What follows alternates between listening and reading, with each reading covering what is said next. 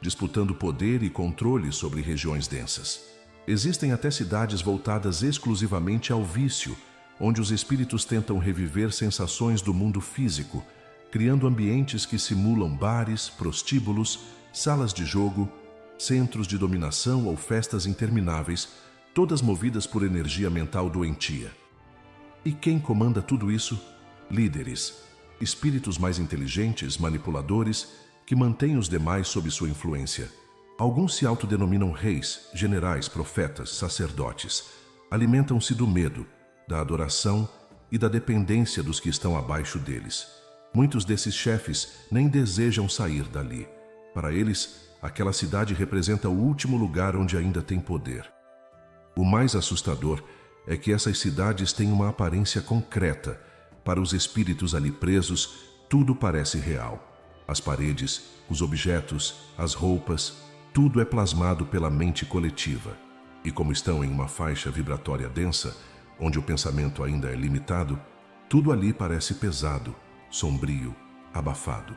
Os dias não passam, o tempo é confuso, o céu é sempre cinzento ou escuro. Em algumas dessas colônias, há até mesmo o que parecem ser tribunais, prisões e áreas de castigo. Espíritos aprisionam outros, usando os mesmos métodos de opressão que viveram na Terra.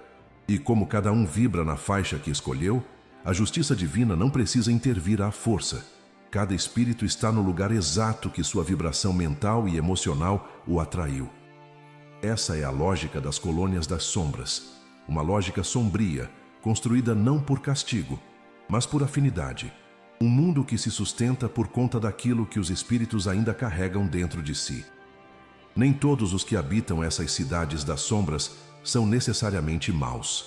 Muitos são apenas almas perdidas, confusas, presas a um passado que não conseguiram deixar para trás. Existem ali espíritos que morreram repentinamente e não aceitaram o próprio desencarne.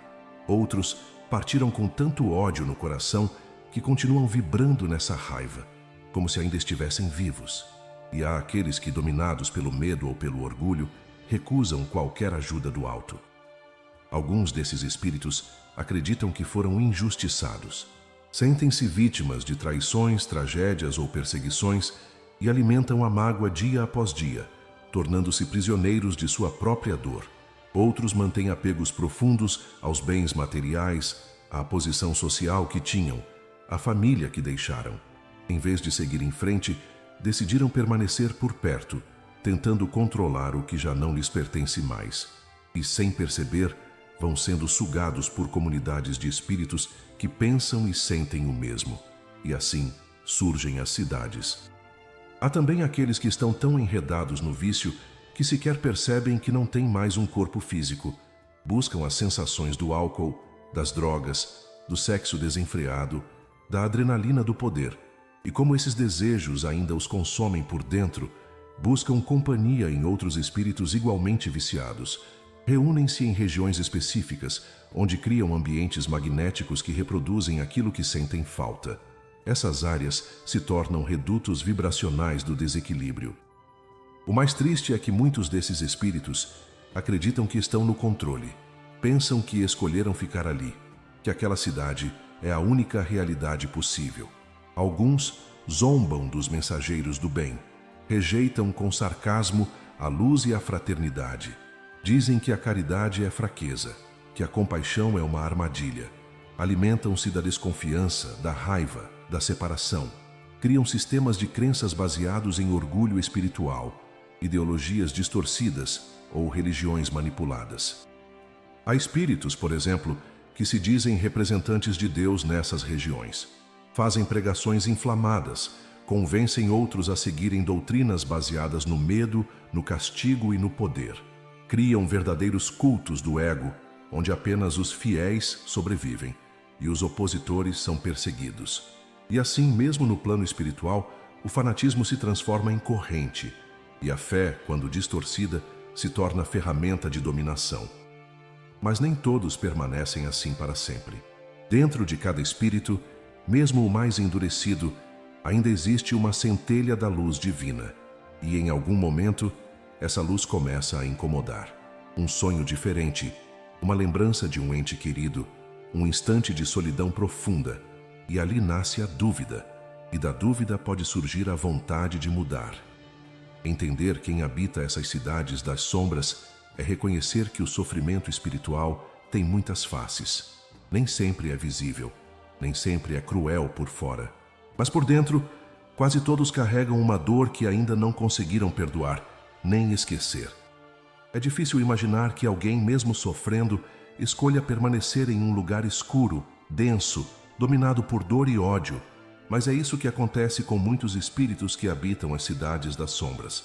Eles não estão ali por imposição divina, mas por afinidade vibratória, e muitas vezes por vontade própria. A permanência nesses lugares está profundamente ligada a dois sentimentos poderosos: o orgulho e o medo. O orgulho não permite que o espírito reconheça seus erros. Ele prefere se justificar, apontar culpados, defender suas escolhas com veemência, mesmo que essas escolhas o mantenham na escuridão. Admite-se tudo menos a própria responsabilidade. O espírito se apega à sua dor como quem protege uma ferida, com medo de que curá-la signifique abrir mão da identidade construída em torno do sofrimento. O medo, por outro lado, paralisa. Há espíritos que se recusam a seguir a luz porque acreditam que serão punidos. Acham que estão condenados por Deus por terem cometido erros graves. Outros têm medo do desconhecido, medo de deixar para trás o que consideram familiar, mesmo que esse familiar seja feito de tormento. É o mesmo sentimento que, muitas vezes, faz com que pessoas encarnadas permaneçam em situações dolorosas apenas por temerem a mudança. Há ainda os que foram líderes nessas cidades sombrias, espíritos que construíram verdadeiros impérios fluídicos, onde dominam mentalmente centenas de outros. Para esses, deixar o comando seria perder o sentido da existência. Preferem ser reis no umbral do que servos da luz. Rejeitam qualquer proposta de ascensão, pois enxergam na humildade um sinal de fraqueza. E assim, sustentam com a própria mente e com a vibração coletiva das massas, verdadeiras fortalezas da sombra. Os espíritos socorristas que atuam nessas regiões enfrentam enormes desafios. Não basta apenas aparecer com palavras doces ou promessas de paz. Muitas vezes, são recebidos com ironia, rejeição ou até violência. Em algumas colônias, eles sequer conseguem se aproximar.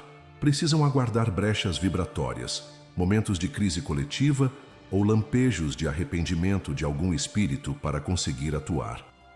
E mesmo quando conseguem se aproximar, o trabalho é delicado.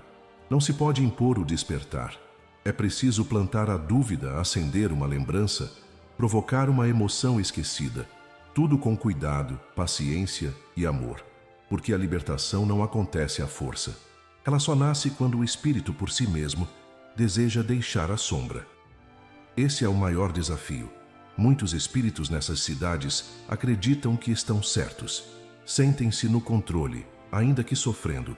E enquanto acreditarem nisso, enquanto mantiverem suas mentes presas ao orgulho, ao ódio ou à ilusão de poder, continuarão ali, não porque Deus os prenda, mas porque ainda não aprenderam a se libertar. Por mais sombrias e densas que sejam essas cidades espirituais, nenhuma delas é eterna. O tempo, mesmo no plano invisível, opera transformações silenciosas. Quando a vibração coletiva começa a se enfraquecer, quando os líderes perdem sua influência ou quando os próprios habitantes começam a duvidar do sistema que os aprisiona, surgem as primeiras rachaduras. Pequenas brechas de luz que, pouco a pouco, tornam possível a aproximação dos socorristas espirituais.